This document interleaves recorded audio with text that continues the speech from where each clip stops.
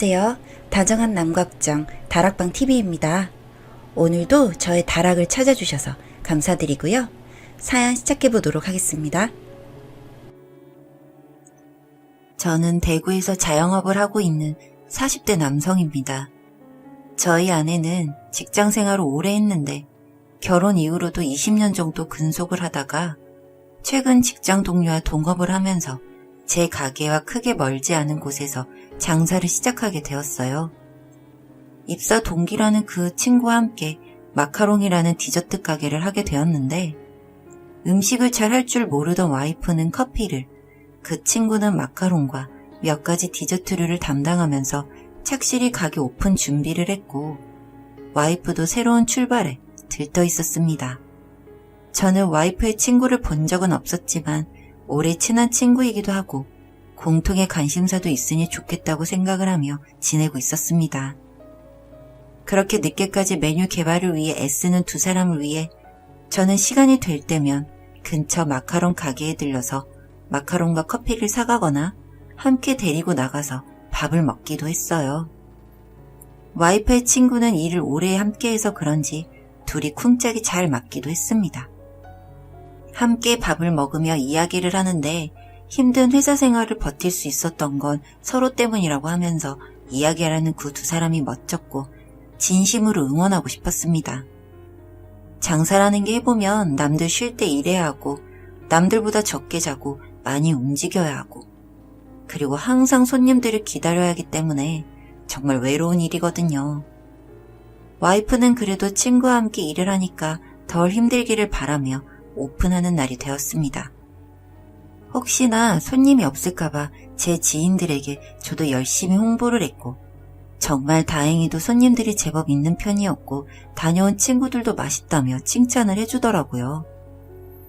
저는 개인적으로 단 걸 안 좋아해서 제 입에는 마카롱이 맛있는지 어쩐지 모르겠지만 이후 손님들이 끊이지 않고 매출로 이어졌습니다.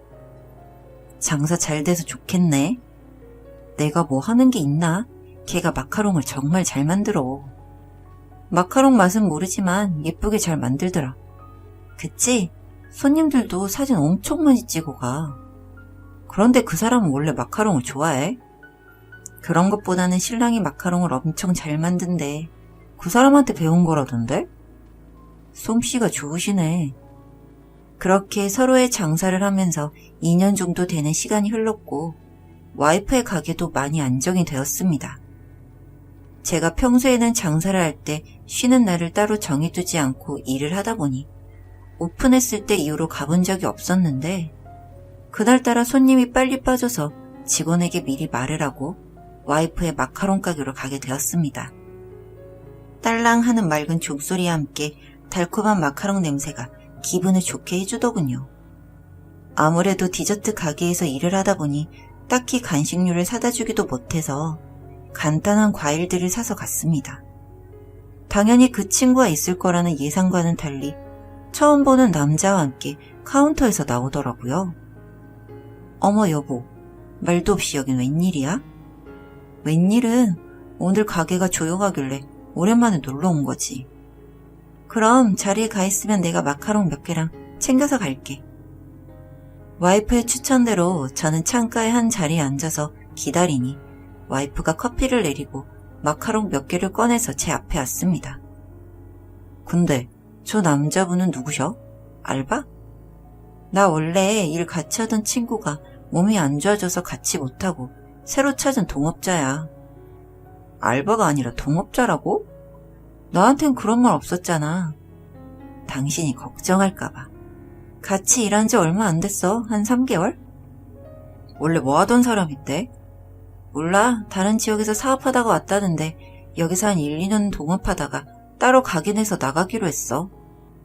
와이프가 말한 사람은 저희보다 10살 정도는 어려 보이는 남자였는데 무슨 일을 하는 건지는 잘 모르겠지만 뒤쪽 주방에서 열심히 만들고 있었습니다. 처음에는 와이프가 저에게 이런 이야기를 숨긴 것이 화가 났는데 와이프도 사업을 하는 사람이다 보니 일일이 저에게 말을 하고 의견을 구하기보다는 혼자 하고 싶은 마음이 컸을 거라 생각을 하고 그날 그렇게 돌아왔습니다. 와이프가 친구와 장사를 한다고 생각했을 때에는 굳이 가게를 찾아가 보려고 하지도 않았는데 괜히 낯선 남자와 둘이 하루 종일 있는다고 생각하니 괜히 찝찝하더라고요. 그래서 친구에게 와이프 가게에서 마카롱 좀 사다 달라고 부탁을 하기도 했었는데 몇 번 갈 동안 아무 말도 없던 친구가 하루는 저에게 말을 꺼냈습니다. 야, 너 이러는 거 너네 와이프 바람날까봐 시키는 거지? 어? 아니야. 마카롱이 요즘 맛있더라고. 내가 가면 와이프 불편할까봐 그러지. 그래? 그럼 너 눈치 좀 키워. 정신 차려야겠다. 왜? 뭔 일 있었어? 이런 말은 안 전하고 싶었는데 너네 와이프 바람난 것 같아. 무슨 일 있었어? 아무튼 바람 맞는 것 같고 나 이제 끌어들이지 마. 친구는 그렇게 획 하고 나가버렸고 찝찝해진 저는 가게도 제쳐두고 와이프의 마카롱 가게로 갔습니다. 큰 유리가 있어서 밖에서도 훤히 안이 보이는데 친구는 뭘 보고 그렇게 가버린 건지. 반대편 건물에서 한참을 보고 있었는데 그 남자가 와이프의 엉덩이를 톡톡 친다던가 손님이 빠진 가게 안에서 와이프의 손에 뽀뽀를 하는 모습들까지 다 확인했어요. 바람이 확실하더군요. 바로 가게를 덮치고 두 사람을 잡고 따져 물어야겠다는 생각을 하기도 했지만 제가 본 두 모습들로는 확실히 증거가 되지 않을 것 같아서 그날은 와이프의 가게가 문을 닫을 때까지 기다렸고 다음날 CCTV 업체 사람을 불러서 메모리 카드를 빠야달라고 부탁했습니다. 밤이 되어 혼자서 메모리 카드를 보고 있었습니다. 한 며칠간은 제가 본 스킨십 정도의 영상만 있어서 다른 증거라도 찾아야 하나 생각을 하고 있었는데 갑자기 그 남자가 커튼을 치고 문을 닫더니 둘이서 휴대폰으로 뭔가 보면서 낄낄거리다가 키스를 하더라고요. 그리고 다시 폰을 보면서 열다가 라꾸라꾸 침대를 꺼내서 이불을 덮고 같이 자고 일어나서 오후 영업을 하더라고요. 저는 와이프의 가게에 브레이크 타임이 있는 줄도 몰랐습니다. 아니 무슨 디저트 가게 브레이크 타임이에요. 그동안 무심했던 내가 잘못인 건지 저를 무시한 와이프의 잘못인 건지 한 번의 바람으로 이혼까지 해야 하는지 고민을 정말 많이 했었습니다. 어찌 되었든 증거는 저에게 있고 설마 와이프가 먼저 이혼을 요구할 것 같지도 않았고요. 그래서 나만 모르는 척하면 되지 않을까 생각을 하고 있었는데 며칠 있다가 와이프가 갑자기 이혼을 하자고 하더라고요. 갑자기 이혼을 하자고? 그래, 나 이제 더는 당신을 좋아하지 않는 것 같아. 무의미하다는 생각이 들어. 우리가 같이 지낸 세월이 있는데 나도 이제 내 일하고 있고 여기에 집중하고 싶어. 그놈이랑 알고 있었어? 나는 정말 모른 척 하려고 했어. 나만 모른 척하면 우리 예전 같을 거라 생각했으니까. 알고 있으면 이야기가 좀 더 쉽겠네. 그만 놔줘. 잠깐 바람일 거야. 나 괜찮으니까 정리하고 와. 난 그러고 싶지 않아. 남은 삶은 그 사람이랑 지내고 싶어. 서류 보낼게. 그동안 함께 지낸 세월을 생각해서 상간담 소송이나 이혼 소송보다는 합의혼으로 정리를 했습니다. 주변에서는 친구들이 그 가게를 망신줘서 망하게 해야 한다는 이야기가 많았지만 전 하지 않았어요. 그래도 20년 넘게 함께 지낸 세월이 있으니까요. 그렇게 또 1년 정도의 시간이 흐른 것 같습니다. 저는 꾸준히 장사가 잘 되고 있었고 와이프의 가게는 오픈빨이 끝나기라도 한 건지 점점 손님이 줄어들었고 결국 망했다는 이야기까지 소문으로 듣게 되었습니다. 저는 그냥 가게가 맛이 없어서 망했거니 생각을 했는데 나중에 소문을 들어보니 원래 오픈 멤버였던 친구에게 와이프가 납품하는 형식의 장사를 요구했고 그 친구는 집에서 아이를 키우며 부업 삼아 마카롱을 납품하는 형식으로 장사를 했었는데 그 친구가 이사를 가게 되면서 마카롱의 맛이 변하게 되었고 결국엔 손님들이 떨어져 나가서 가게가 망하게 되었다고 하더라고요. 저에게 그 남자가 마카롱을 배워서 다른 곳에서 창업을 할 거라는 것도 다 거짓말이었던 거죠. 그 남자는 마카롱 가게 이전부터 와이프와 내연관계였고 장사가 좀 된다 싶으니 사장이라고 앉혀주고 돈을 나눠 먹었더라고요. 사랑이니 어쩌고 하더니 결국 돈 다 떨어지고 와이프는 무슨 아파트 청소 용역인가? 그런 일을 한다고 들었던 것 같아요. 당연히 그 남자는 어디로 홀랑 날랐고요.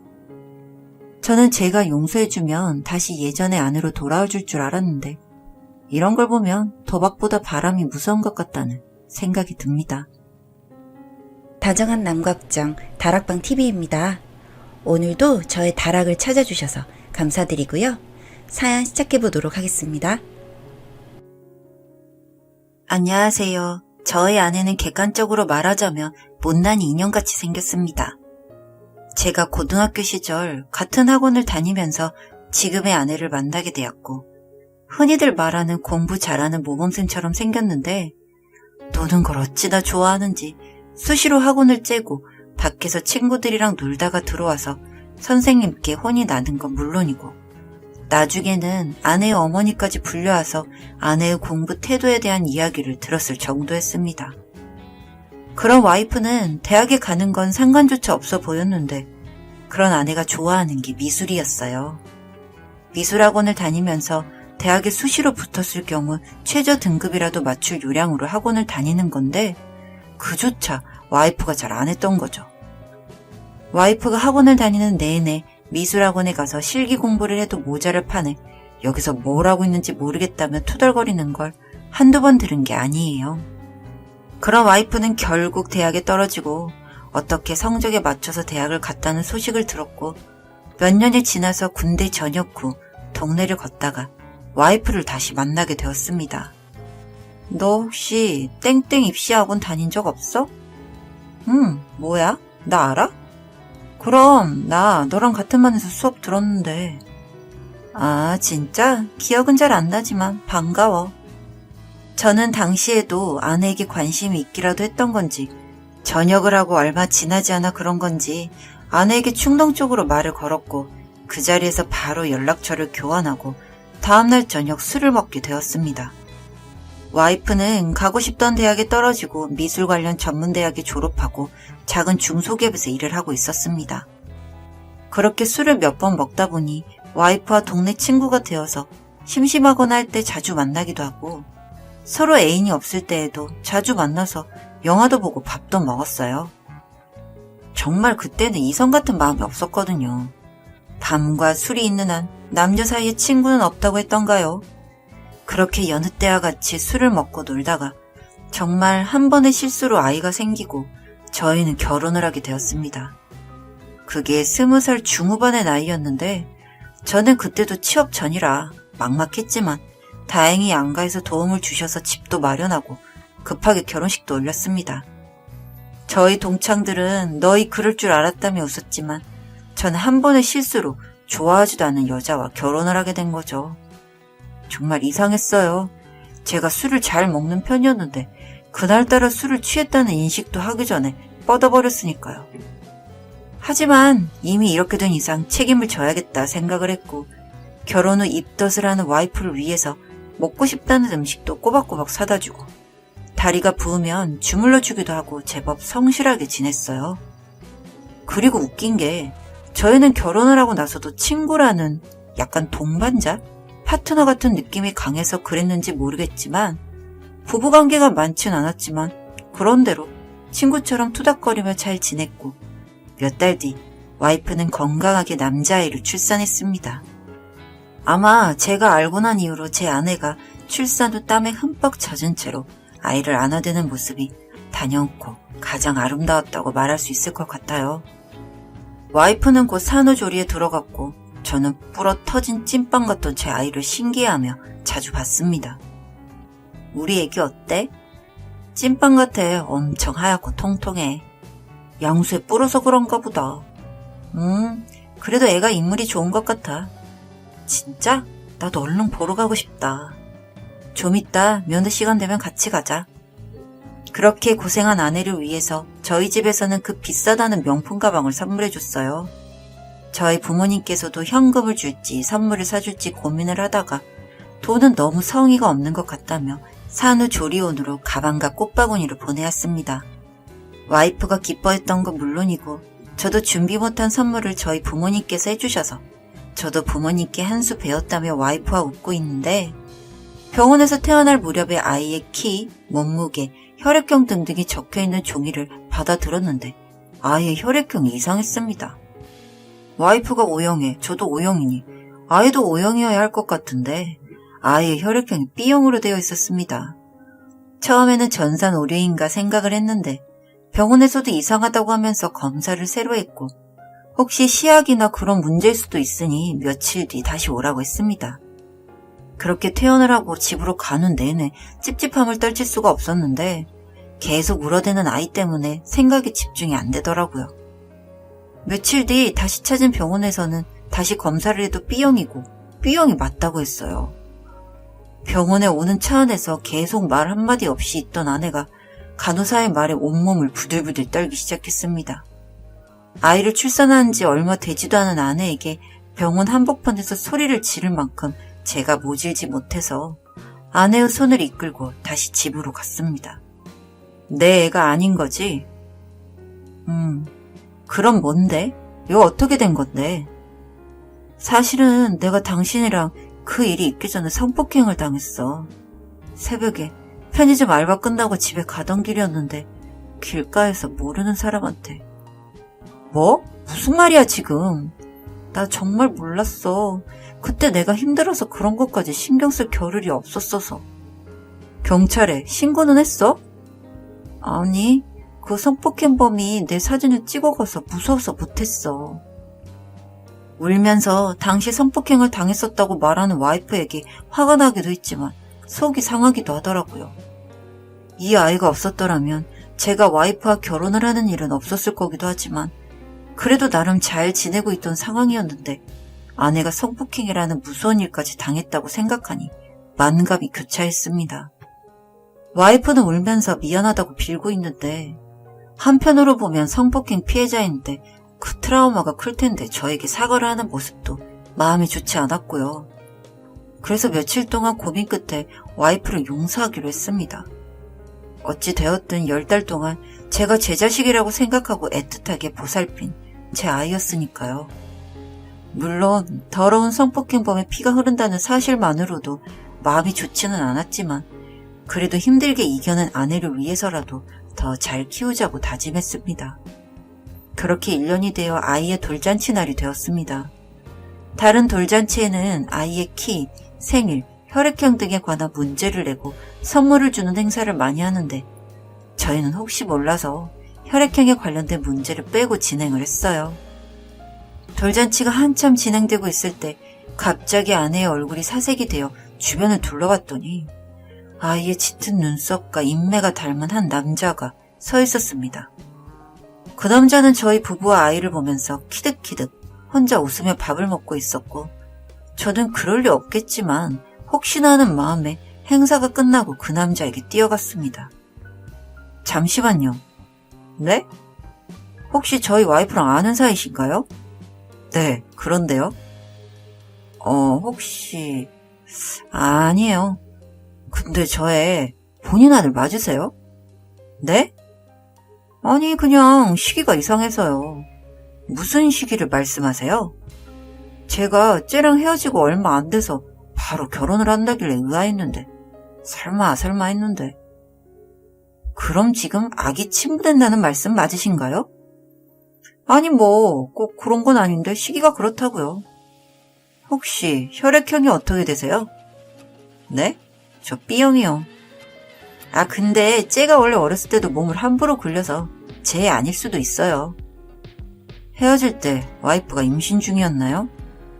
임신이라고 하긴 했는데 그런 거짓말을 하도 많이 해서 뭐가 진짜였는지는 모르죠. 그렇게 행사를 마치고 집으로 돌아오는 길이었습니다. 어쩐지 큰 소리가 날 것 같아서 잠시 본가에 아기를 부탁하고 둘이서 집으로 갔어요. 피곤해하는 와이프에게 물어봤습니다. 그 아이, 친부가 오늘 온 건 맞냐고요. 그러니까 본인은 모르는 사람에게 성폭행을 당한 거라며 딱 잡아떼는 와이프를 보며 친자 확인 검사도 해야겠다 싶었어요. 제가 그 남자의 이름과 연락처를 말했더니 와이프가 또다시 울기 시작했습니다. 본인이 사귀었던 남자인데 데이트 폭력을 당했다고요.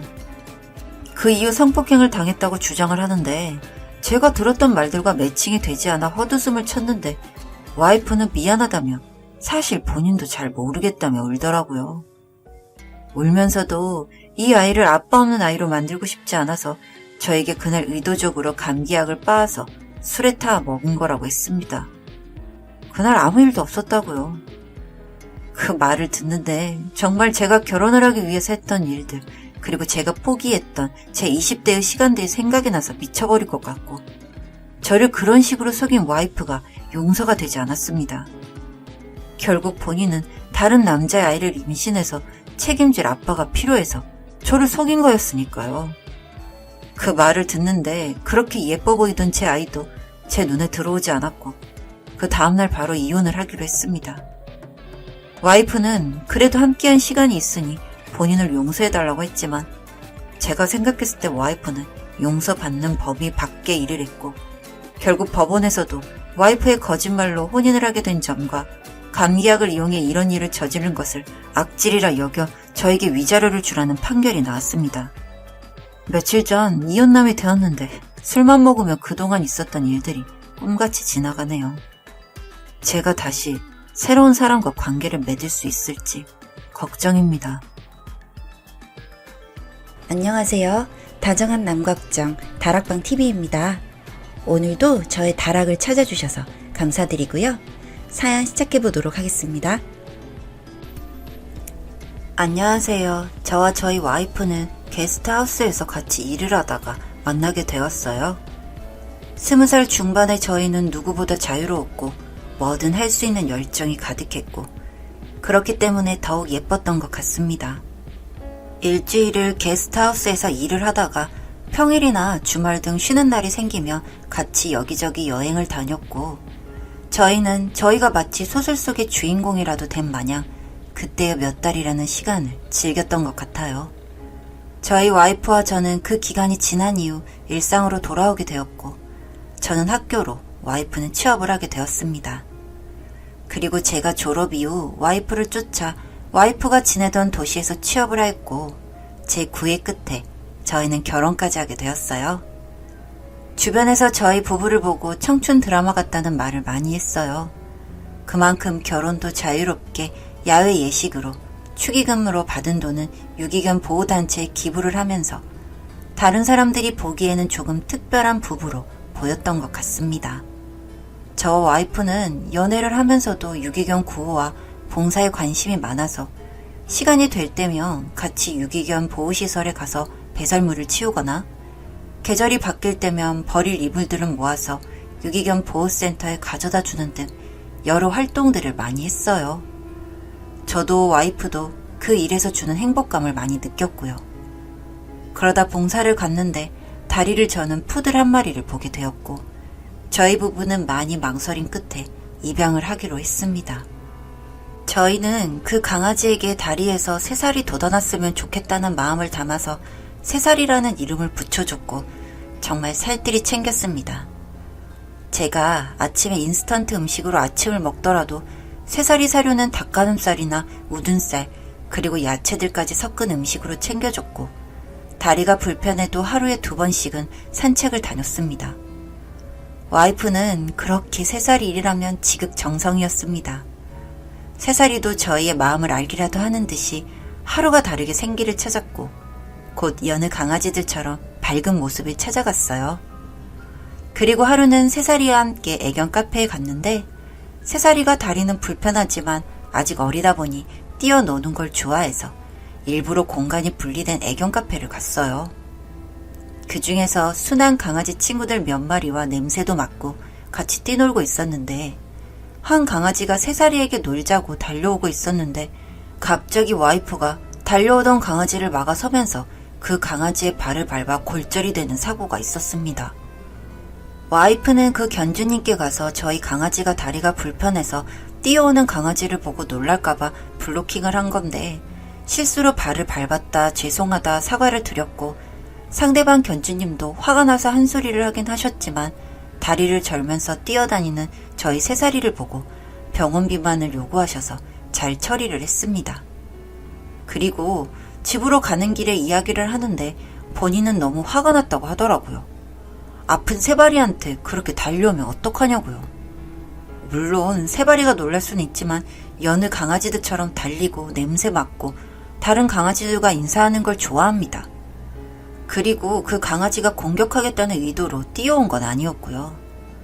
와이프가 세바리가 아픈 강아지라는 인식이 있다 보니 과잉 보호를 했겠거니 생각을 했는데 이런 비슷한 일들이 종종 일어났어요. 저와 함께 가지 않은 산책에서 와이프가 세바리 근처 다른 강아지나 사람이 오기만 해도 소리를 지르기도 하고, 그렇게 와이프가 유난을 부리니까 동네 주민들도 와이프를 꺼려하기 시작하더라고요. 그래도 거기까지는 이해를 할 수 있었습니다. 하루는 복날이라서 저희 어머니께서 백숙을 해서 주신 적이 있었어요. 와이프랑 제가 불편할까봐 닭만 주고 가신다고 저희 집 앞까지 오셔서 같이 먹자고 말씀을 드린 후 집에서 백숙을 한참 먹고 있었어요. 같이 백숙을 드시던 어머니는 아차 하면서 일어나더니 가방에서 주섬주섬 반찬통을 하나 꺼냈습니다. 강아지 닭 먹는다 했지? 내가 그래서 닭 좀 삶아왔지? 엄마, 닭 삶아왔어? 백숙은 강아지 못 먹을 텐데. 내가 살코기만 딱 발라서 물에 삶아왔지.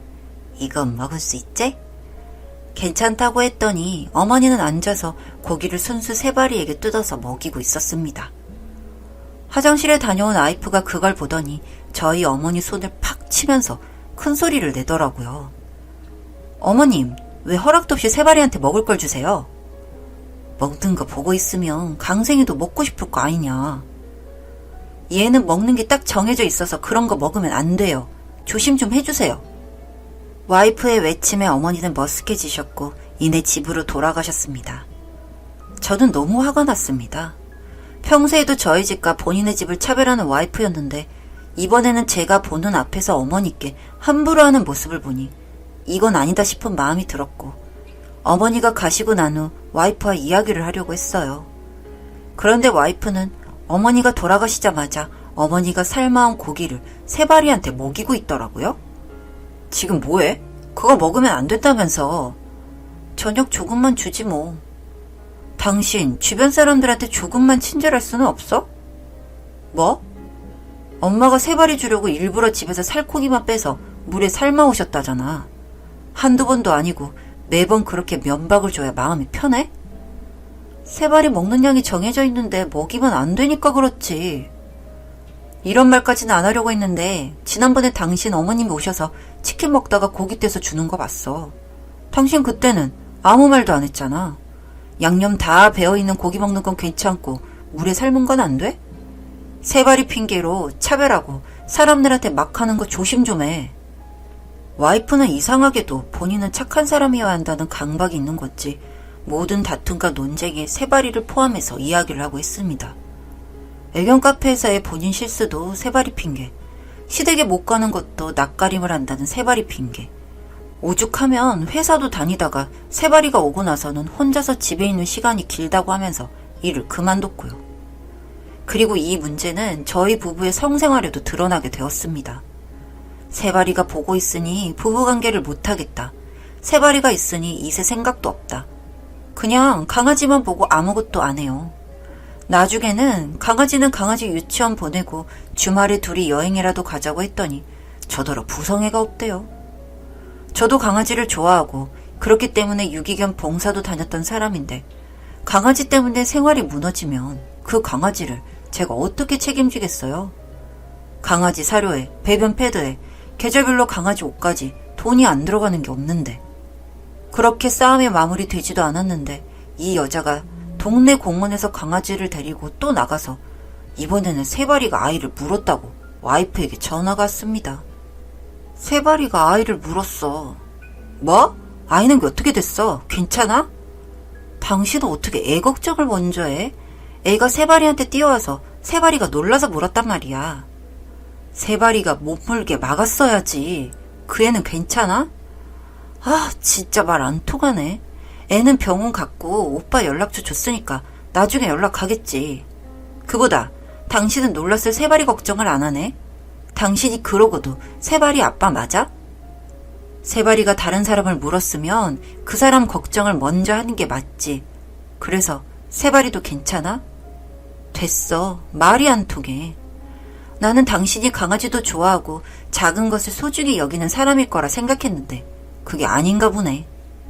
그렇게 전화가 끊겼고 곧 아이의 엄마에게 전화를 받았는데 넓은 공원에서 세바리는 목줄이 풀린 채 뛰어다니고 있었고 아이가 세바리에게 다가가려 하자 세바리가 달려와서 손을 물어버렸다고 하더라고요. 그리고 이렇게 목줄 없이 뛰다니며 짖는 게 한두 번 일이 아니고요. 무조건 잘못했다고 죄송하다고 사과를 드렸습니다. 저도 강아지를 참 좋아하는 사람이지만 와이프와 강아지가 함께 있는 모습이 이제는 겁이 나기 시작했어요. 그리고 웃기게도 저는 며칠 뒤 경찰에서 전화를 한 통 받았어요. 고양이 사료에 바퀴벌레 약을 넣어서 죽게 만드는 일들이 있었는데 그 가해자가 저희 와이프라며. 그래서 조사를 받아야 하는데 거부를 해서 저에게 연락을 했대요. 집에 가서 와이프에게 물어보니 산책을 다닐 때 세바리가 고양이를 싫어하는데 길 고양이가 너무 많아서 애가 스트레스를 받는 것 같아서 그랬대요. 그날 이혼하기로 마음을 먹었어요. 그냥 이기적인 사람이라고 생각을 하는 것과 다른 사람에게 피해를 주는 범위는 차이가 꽤 크더라고요. 이혼을 할 때에도 와이프에게 외도나 도박, 뭐 이런 귀책 사유를 크게 책정하지는 않아서 위자료 부분이 크게 발생하진 않았지만 그럼에도 이혼을 했습니다. 이혼 후 와이프는 혼자 생활하며 세바리를 키우고 있는데 TV에 나오는 애니멀 호도와 같은 내용을 보면 와이프가 종종 생각이 나요. 길에 있는 고양이들까지 죽이려 했는데 다른 동네에서는 어찌 지낼지 정말 상상만 해도 소름이 다 끼칩니다. 여기까지 정말 이런 사람도 있다고 이야기해보고 싶어 풀어봤습니다. 감사합니다. 안녕하세요. 다정한 남걱정 다락방 TV입니다. 오늘도 저의 다락을 찾아주셔서 감사드리고요. 사연 시작해보도록 하겠습니다. 안녕하세요. 저는 대구에 사는 30대 남성입니다. 저희 와이프는 길을 가다가 보면 사람들이 한 번은 뒤돌아볼 만큼 얼굴이 예쁘고요. 그래서 며칠에 한 번씩은 헌팅을 당하는 사람입니다. 저는 그런 와이프를 정말 행운처럼 만나게 되어서 주변에서도 저보고 전 세계 나라를 구했다고 말을 할 정도였습니다. 와이프랑 저는 부모님끼리 알고 지내는 사이였기 때문에 어려서부터 많이 봤었고 흔히들 말하는 소꿉친구였거든요. 초등학교 때까지는 별로 예쁜 줄 몰랐는데 중학교를 넘어서부터 쌍꺼풀도 짙어지고 화장도 조금씩 하더니 확 예뻐져서는 제가 그때부터 짝사랑을 했었고 군대를 다녀온 이후부터 와이프를 쫓아다녀서 20대 후반에 저희는 정식으로 만나게 되었습니다. 저희는 결혼 후 태국으로 신혼여행을 가게 되었어요. 아무래도 저는 신혼여행이니까 깨끗하고 깔끔한 완전 휴양지 느낌의 리조트를 가고 싶었는데 와이프가 단짝 친구가 태국에 사는데 일 바빠서 한국으로 들어올 수 없으니 신혼여행 겸 가서 그 친구를 소개시켜준다고 해서 태국으로 신혼여행지를 선택하게 되었고 그 친구의 도움으로 현지인이 운영하는 깔끔한 호텔에서 머물게 되었습니다. 그 친구는 저희가 공항에 도착했을 때부터 저희를 데리러 와서 마사지에 맛있는 식사까지 대접했어요. 그렇게 첫날이 지나고 두 번째 날에는 낮에 저와 와이프가 바다 투어를 하고 저녁에는 와이프의 친구와 함께 가벼운 술자리를 가졌습니다. 여보, 미안한데 혹시나 내일이나 마지막 날에는 미영이랑 같이 시간 좀 보내도 될까? 응? 괜찮지. 편한 시간 말해줘. 나는 여기 근처에 둘러보거나 숙소에서 좀 쉬어도 돼. 미안해. 안 그래도 얘랑 이번이 아니면 또 언제 볼지 몰라서 그래. 아니야, 이해해. 몇 년 만에 만난 친구인데 당연히 그럴 수 있지. 몇 년 만에 만나는 와이프의 베프를 위해서 저는 기꺼이 신혼여행 일정 중 하루를 비워두었고 와이프는 친구와 번화가에 가서 낮술도 먹고 마사지도 받고 무슨 카페에서 시간도 보냈습니다. 혼자서 숙소에 있는 게 조금 쓸쓸하기도 했지만 친구와 함께 즐거운 시간을 보내고 있는 모습을 사진으로 받아서 보니 친구와 시간을 보내게 자리를 비켜준 게 참 잘한 일이다 싶었어요. 그리고 신혼여행 마지막 날은 둘만의 데이트를 즐기고 한국으로 왔습니다. 한국으로 돌아온 이후 저희는 여느 부부들과 같은 신혼생활을 즐겼고 곧 아내에게 임신 소식을 듣게 되었습니다. 아내는 입덧이 심한 편이라 퇴근을 할 무렵이면 아내가 먹고 싶은 리스트를 저에게 문자로 보냈고 저는 가능한 다 사갈 수 있도록 했어요. 사실 다 사가도 집에 도착했을 때 먹고 싶은 음식은 몇 개 없거나 다른 게 먹고 싶기도 했으니까요. 저는 제가 음식을 사가는 노력을 해도 입덧 때문에 못 먹는 아내가 더 안타까워서 최대한 아내의 임신 기간 동안 아내가 편할 수 있도록 곁에서 챙겨주었습니다. 그리고 와이프가 막달이 다 되어갈 무렵에 와이프가 이제 친구들이랑 못 놀 테니 저에게 친구들과 놀고 오라면서 보내준 적이 있어서 친구놈 자취방에서 술을 먹으며 컴퓨터로 축구라도 보려고 했는데 인터넷에 팝업창 같은 게 엄청 많이 뜨더라고요. 혼자 사는 놈이다 보니 동영상 같은 걸 다운받아 보다 보니 이상한 사이트들이 많이 보이나 보다 생각을 했는데 한 사이트가 눈에 들어왔습니다. 어? 이건 뭔데 즐겨찾기까지 돼 있어? 아, 여기 태국 호빠 같은 데래. 유명하다길래 그놈들 얼굴이나 볼까 해서 질차 해뒀는데 까먹었네. 지워.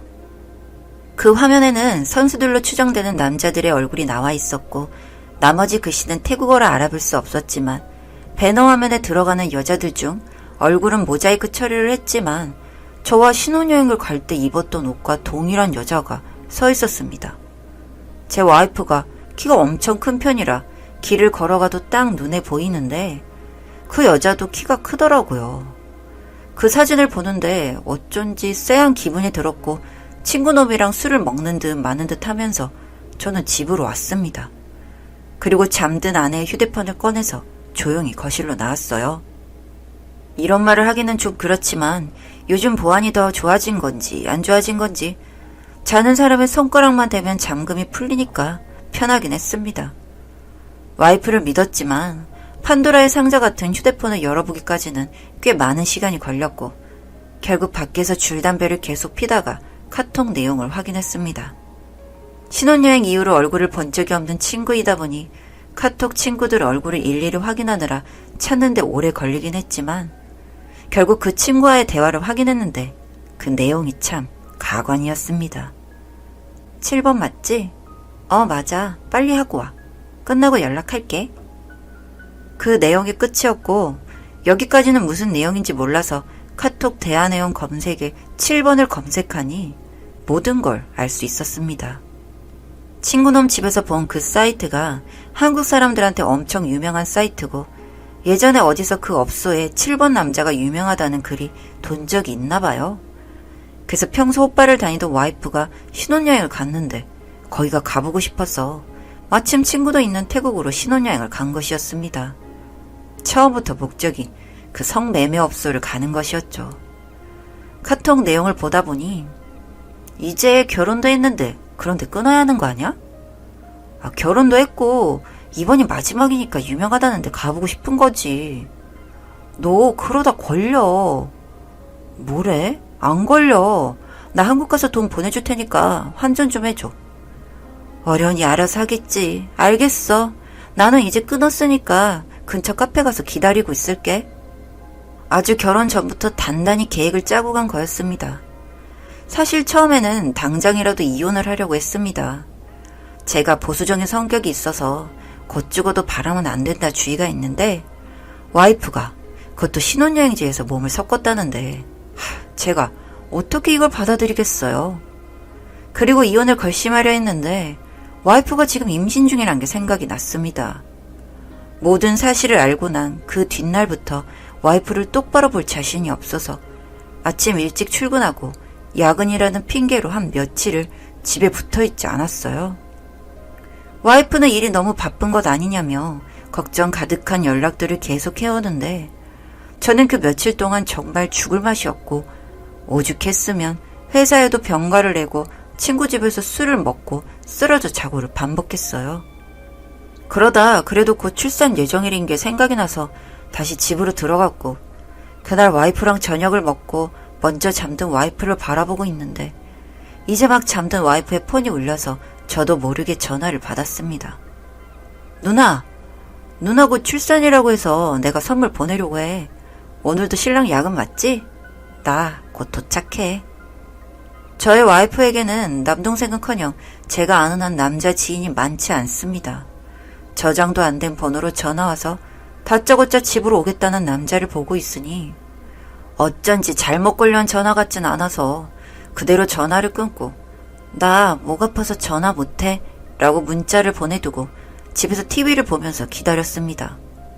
30분쯤 지나니 익숙하다는 듯 집 비밀번호를 누르고 한 남자가 들어오는데 공포영화처럼 무섭고 소름이 돋는다는 느낌보다는 제 세상이 무너지는 기분이었어요. 남자는 자연스럽게 문을 열고 들어오더니 저희 집 강아지와 인사를 하고는 거실로 들어왔는데 저와 마주쳤고 남자는 더는 발을 들이지 못하고 무릎을 꿇었습니다. 저는 그 남자를 데리고 밖으로 나갔고 자초지종을 물으니 학교 후배라는 개소리를 해서 몇 대 팼습니다. 그러니까 하는 말이 와이프가 단골이래요. 단골 손님이었는데 결혼하고 한동안 뜸하다가 나중에 연락이 와서는 놀고 싶은데 밖에 나가기가 힘드니 집으로 오라고 해서 집으로 온 적이 몇 번 있었다고 합니다. 다른 손님들은 용돈도 주고 하는데 그냥 제 와이프가 예뻐서 몇 번 만났고 아무 일도 없었다는데 그 말을 믿을 만큼 전 호구가 아니었고 와이프가 충격을 받더라도 이혼을 하는 게 맞다는 생각을 했어요. 그리고 다음날 출근과 동시에 변호사 사무실에 갔는데 와이프가 진통이 왔다는 소리를 듣고 병원으로 갔습니다. 저희 와이프는 골반이 작아서 제왕절개 수술을 해야 한다는 병원의 요청에 저는 수술에 동의 서명을 했고 곧 아이가 나왔는데 진짜 기가 막혀서 말도 안 나왔어요. 누가 봐도 과무잡잡한 피부에 혼혈하였거든요. 너무 열이 받아서 탯줄도 자르기 싫었을 정도예요. 그렇게 밖으로 나돌아다녔으면서 피임도 제대로 안 한 건지 뭔지. 양가에서는 아이 사진을 보고 싶어 하는데 저는 그냥 나중에 와서 보라고 말을 했습니다. 아내가 몸을 회복할 동안 도우미가 곁을 지켰고 산후조리원으로 옮기고 나서 저는 와이프에게 이혼을 하자고 했습니다. 와이프는 본인이 다 미안하다며 정말 한 번뿐이라는 눈에 뻔히 보이는 거짓말을 했고 저는 그 모습에서 남아있던 일말의 정도 사라져서 잘잘못 따지지 않을 테니 이혼하고 당연히 내 아이가 아니니 양육비는 줄 수 없다고 하고 집으로 갔습니다. 와이프는 아직 산후조리원에 있고 저는 와이프가 오기 전에 제 살림을 빼야 하는데 그동안의 추억들이 지나가는 게 고작 10달 동안의 결혼 생활이 꿈만 같아서 도저히 치울 수가 없네요. 사람들이 다 저에게 전 세계 나라를 구했다고 하는데 아무래도 저희 나라가 아니라 다른 나라를 구했었나 봅니다. 다정한 남각정 다락방 TV입니다. 오늘도 저의 다락을 찾아주셔서 감사드리고요. 사연 시작해보도록 하겠습니다. 안녕하세요. 저는 예쁜 딸아이를 둔 30대 여성입니다. 저는 신랑과 대학교 동창이었고 연애를 오래 했기 때문에 서로의 친구들도 다 알고 지내고 있어요. 저의 신랑은 말주변이 좋고 장난기가 많아서 늘 주변에 사람이 끊이지 않는 사람이었고 모임이나 술자리에 빠지는 날이 없었습니다. 그렇게 학교 생활을 안팎으로 열심히 하던 신랑은 결국 총학생회 회장까지 하고 교수님의 추천으로 공부는 잘 못했지만 괜찮은 직장에 취업을 했고 저와는 졸업 후 모임 자리에서 신랑을 다시 보게 되었는데 사실 처음에는 신랑이 저를 기억도 잘 못했습니다. 저는 학교에서 조용한 편이었고 모임에도 잘 나가지 않는 조용한 성격이었거든요. 그날 오랜만에 친구들과 만나서 술을 주거니 받거니 하다 보니 어느새 제 휴대폰에 신랑의 번호가 저장되어 있었고 그렇게 저희는 만나게 되었습니다. 조용한 저와 달리 활달한 신랑이 저에게는 너무 매력 있었던 것 같아요. 중간중간 신랑의 말실수로 인해 다투는 경우도 많았지만 바뀌겠다는 신랑의 말을 믿고 저희는 결혼까지 하게 되었습니다. 신랑은 장난기가 많은 편이라 평소에도 장난을 많이 걸었는데 결혼을 하고 나니 이 장난이 수위가 점점 높아지더라고요. 예를 들면 예전에는 제가 편식을 하는 걸로 놀리거나 제가 입고 오는 옷의 단추를 몰래 채워두거나 하는 식의 가벼운 장난을 쳤다면 한 번은 시댁에서 밥을 먹고 있었는데 신랑이 저보다 밥을 빨리 먹어서 거실로 걸어가다가 다시 돌아와서는 제 뒤에 서서 시댁 식구들에게 오늘 밥이 맛있다면서 이야기를 하길래 저는 그런가 보다 하고 있었는데 신랑이 손이 밑으로 내려가더니 제 속옷의 후크를 풀어버렸습니다. 제가 그날 얇은 흰색 헐렁한 티셔츠를 입고 있었는데 순간 속옷이 헐거워지는 느낌이 들었고 저는 너무 놀라 후다닥 화장실로 뛰어 들어가야 했습니다. 같이 밥을 먹던 시댁 식구들은 전부 어리둥절해했고 신랑만 자지러지게 웃더군요. 사실 아버님이야 모르실 수 있겠지만 시누이라며 대충 어떤 상황인지 알았을 거라고 생각을 했고 아니나 다를까 제가 화장실에서 나가니까 시누이가 신랑에게 한 소리를 하고 있었습니다. 저는 입맛도 뚝 떨어져서 수저를 내려놓고 신랑을 방으로 불렀어요. 당신 지금 뭐 하는 거야? 아니, 나는 그냥 장난친 거지. 그러다 속옷 들려서 비치기라도 했으면 어쩌려고? 그리고 지금 시댁에서 이런 장난이 말이 돼? 미안해. 앞으로 안 그럴게. 이렇게 싫어할지 몰랐지. 다시는 이런 장난 치지 마. 그렇게 신랑과 장난 문제로 크게 싸우게 되었고 그 이후 신랑은 저에게 말장난이든 몸장난이든 자제하려는 모습을 보였습니다. 제가 임신과 출산을 하고 난 이후 제 배를 보고 보고 갔다고 놀리기도 하면서 예전의 버릇이 다시 살아나기 시작했는데 하루는 제 만삭사진을 신랑에게 보내줬는데 신랑이 그걸 보고처럼 그림을 그려서 저에게 다시 보내주더라고요. 그런데 제 배에 휴대폰으로 사진을 그려둔 게 귀여워서 아무 댓글을 안 했는데 알고 보니 신랑이 그 사진을 시댁 카톡방에 보내면서 우리 와이프 보고 품고 있는 중 이런 식으로 말을 했더라고요. 어찌 되었든 제 배 사진인데 시댁에 이런 사진을 올린 것도 마음에 안 들고 보고라고 하면 아무래도 덕도 있고 심보도 고약한 느낌이 드는데 자기 자식을 그렇게 말을 하고 싶나 하는 생각도 들더라고요. 그리고 임신 중에 신랑과 함께 동창 모임을 나갔는데 그날 술을 많이 먹고 친구들이랑 장난을 치며 이야기를 하고 있길래 배도 뭉치는 것 같고 해서 잠시 산책을 하고 다시 자리로 돌아오는 길이었는데 신랑의 목소리가 들렸습니다. 와이프가 임신하면 이제 아무것도 못해. 우리 사이에 벽이 생기거든? 벽? 무슨 벽? 임신하고 출산하면 더 끈끈해지는 거 아닌가? 야, 이 새끼야. 정신적인 벽 말고 물리적인 벽. 내가 우리 와이프 한번 안아보려고 해도 배가 남산만한데 내 팔로 다 안을 수가 있어야 말이지. 아, 그러고 보니 이제 만삭이네. 근데 배도 배인데 가슴도 이제 풍선만해. 다 터질 것 같아. 원래 낳을 땐 그렇다더라. 친구는 아무렇지 않은 척 이야기를 이어갔지만 저는 신랑이 제 배는 물론이고 굳이 친구들에게 가슴에 대한 이야기까지 쉽게 하는 것을 보고는 화가 나기보다는 머리가 식는 듯한 느낌이 들었습니다. 왜냐하면 제가 원래 살집이 있는 상태이기도 하고 임신 후 살이 급격히 더 찌게 돼서 배랑 가슴에 살이 텄거든요. 저한테는 부끄러운 부분인데 친구들한테 쉽게 이야기를 하는 그 사람이 너무나 싫었습니다. 그렇게 이야기가 마무리되어갈 무렵에 저는 자리로 돌아왔고 신랑에게 마음의 문을 닫은 채 결국 아이 때문에 결혼을 유지하는 지경에 다다랐고 몇 주 뒤 건강한 여자아이를 낳았습니다. 아이가 나이가 들어가고 조금씩 말을 시작하기 시작해서 낱말 단어 카드를 갖고 딸아이와 놀아주는 게 일과처럼 되었는데 이제 아이가 조금씩 말을 하니까 사물을 보고 단어를 이야기하기 시작하더라고요. 책상, 의자, 냉장고 이렇게 단어를 말할 때마다 커가는 아이를 보면서 행복했습니다. 그리고 시할머니의 생신이라 하여 신랑과 아이를 데리고 고깃집을 간 적이 있었는데 고깃집이다 보니 밑반찬들과 동치미, 쌈 종류가 준비가 되어 있었습니다. 아이는 언제나 그랬던 것처럼 김치, 상추, 오이, 고추, 상위에 올려진 음식들의 이름을 부르고 있었는데 신랑이 옆에서 우리 진이 고추 좋아? 응. 진이 고추도 먹을 수 있어? 응. 고추 많이 먹을 거야? 응. 고추 괜찮아? 응. 아직은 고추가 매우니까 크면 많이 먹자. 이런 되도 않은 말을 짓거리더군요. 이게 모든 음식에 다 좋아하는지를 물어본 것도 아니고 딱 고추만 물어봤습니다.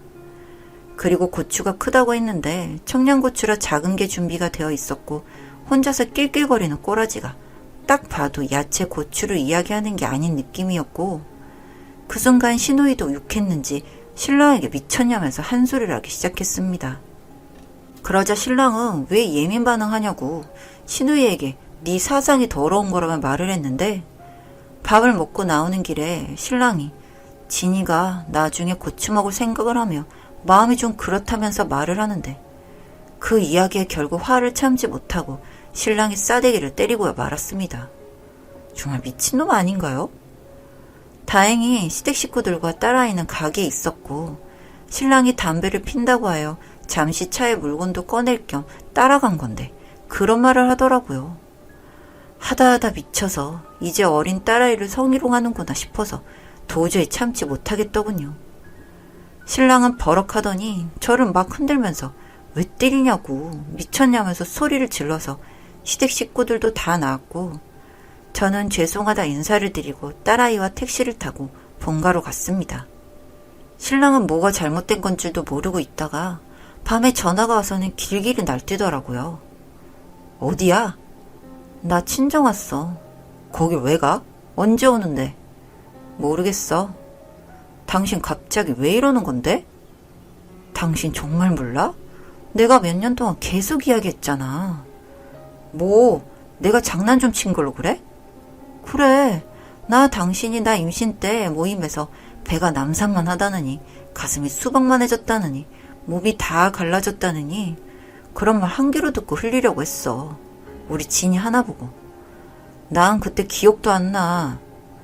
그동안 얼마나 내 이야기를 쉽게 하고 다녔으면 그게 기억이 안 날 수가 있어?